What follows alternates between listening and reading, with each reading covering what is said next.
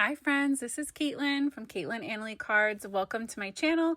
Today I'm so excited to share with you that I am part of a YouTube hop celebrating Pretty Pink Posh's new winter release that's out today. So each stop on the hop is going to have a $20 gift certificate winner. So there's a lot of chances to win. I'll have all the other details down below for you, but you're going to want to make sure that you check out Carly's video next.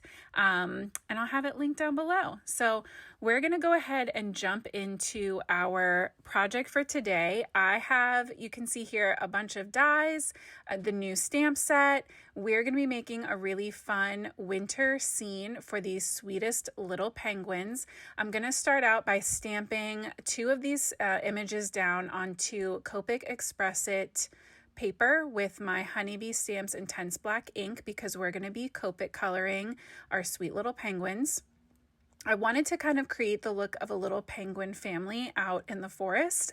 So we're going to die cut our two of these birch trees out. I love these dies. They're so pretty. And the detail in them is amazing. And then we're going to color up our penguins first. We are going to be coloring up those birch trees. So that's why I cut them from that same Copic paper, but we'll get to them in a second. For my penguins, I started out with my 100 black, then I moved up to my N8 and we're going to work our way through N6, and then I think that's the main shading colors for the dark parts of all of these penguins. They're just so cute.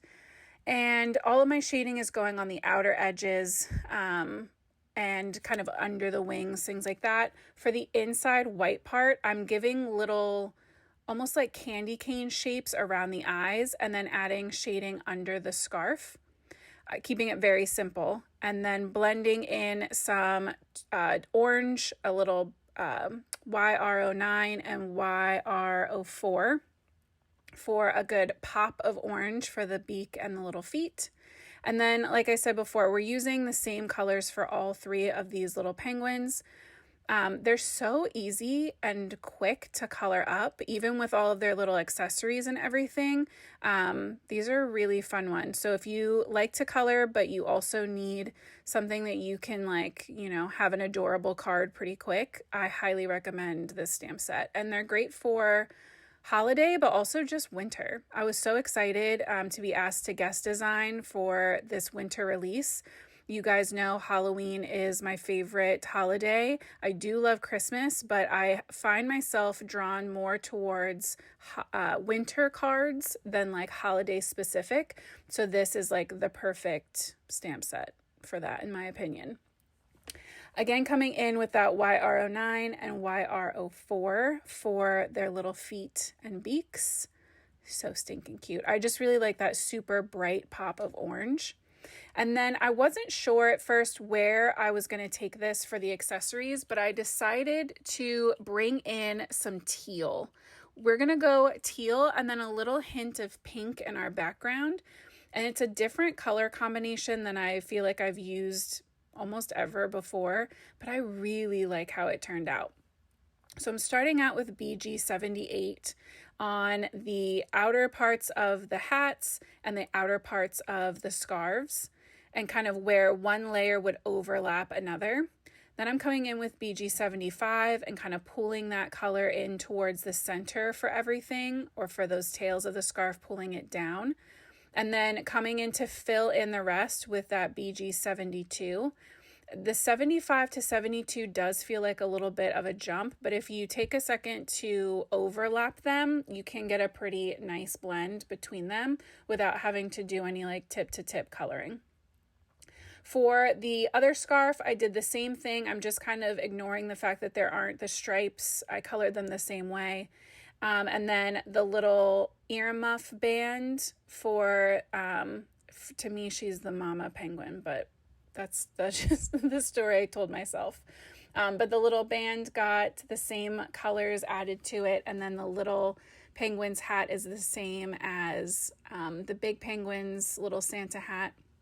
I brought in some warm grays, W3 and a little touch of W1 for the kind of pom-pom and furry accents on all of their accessories, just so that it would have a little color to it, and I didn't want it to match the neutrals that I used on the penguins' bellies and faces. I wanted something a little different.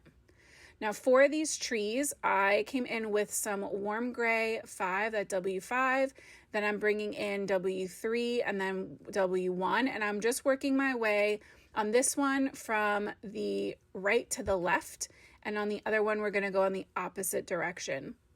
So that way we can have kind of a central light source. So we'd have shadows on the right-hand tree over to the further right, and on the left-hand tree over to further left. So kind of creating like a vignette feeling, right? Our shadows are on the outside of the card all the way around.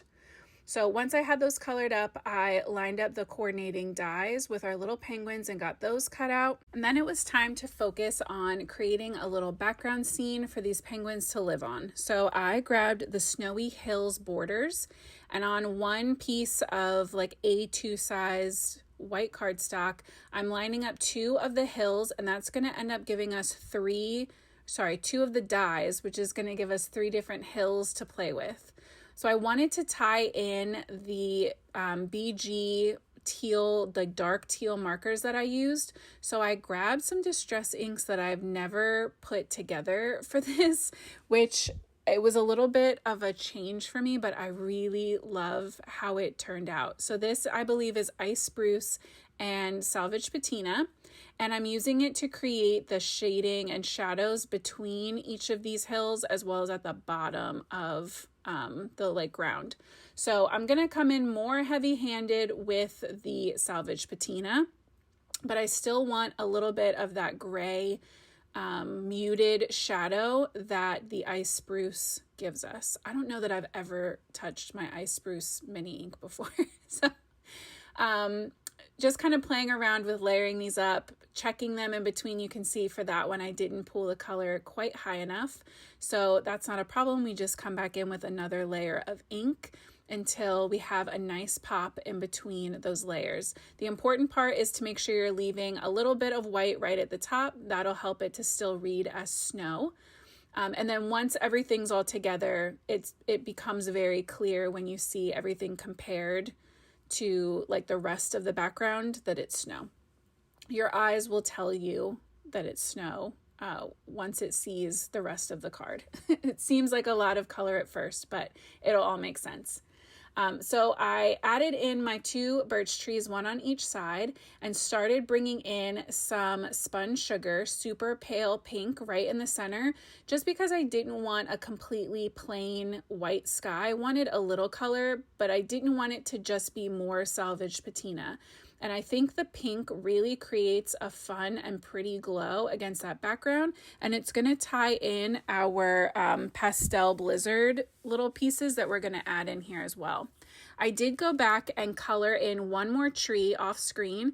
It did it the exact same way that we did this, our one before, putting that shading over on the left-hand side, since we put it on the left side of the card.